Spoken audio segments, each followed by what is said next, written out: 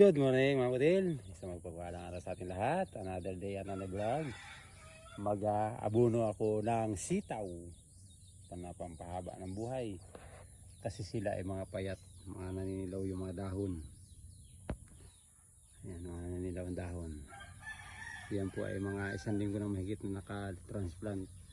Yan, kasi kaya po na-transplant yan kasi may mga manok po. Complete! Ayan po yung abuno.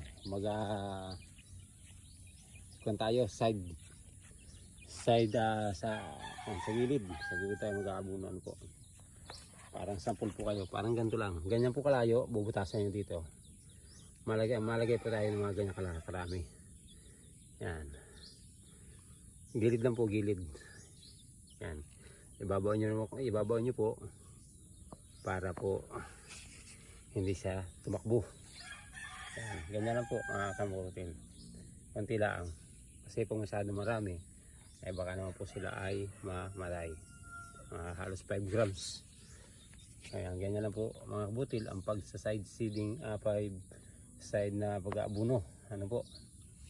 Yan, sa gilid lang. Kasi pag sa baba natin lalagay, ay madadala lang ng ulan. Pag nandito sa tabi niya, ay hindi na po. Yan. Ganyan po lang kayo. Butasan nyo lang po siya. Para po siya ay hindi siya pag umulan, nandiyan lang siya sa tabilaan po mga butil. Kasi po ang ating mga sitaw ay payat. Yan, okay, mga payat. Kaya po siya payat, ay siya po ay nilagay ko muna sa seeding tray. Ngayon saka ako nilipat. Siguro kung ito po ay direkta sa lupa, baka po siya ay mataba. Ano po, gumaya pa sa akin na payat. Ano po, ayan.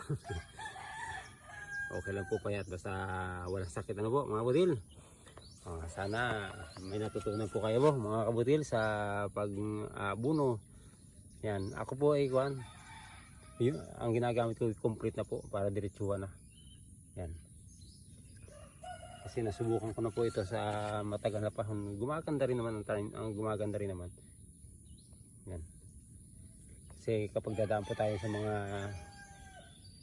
urea o ano, ay madami pang gastos. Same process din naman. Saka naman po ito hindi maramihan, pang sarili o kaya backyard garden. Ayun ko, no, hindi naman po kasi pang commercial, pang malaparan.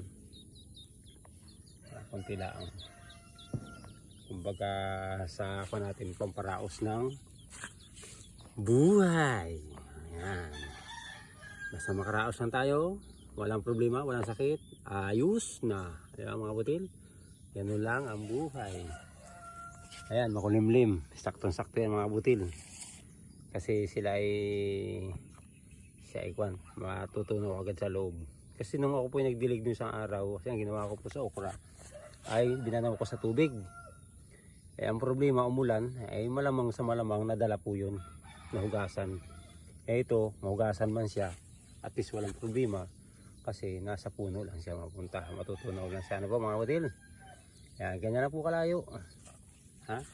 Huwag masyadong didikit sa puno dahil baka po siya ay mamatay. Kasi yan po ay mainit sa halaman. Ano po?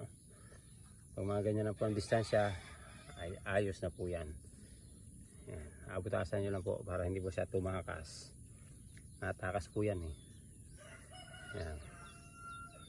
Okay, muli mga kapatid, isang magpagpalang araw sa ating lahat. Ingat-ingat. At ako po ay mag-abuno ng aking sitaw. Ayan po, medyo malapad-lapad, medyo manananilaw po ang mga dahon. Okay, isang magpagpalang sa ating lahat. God bless all.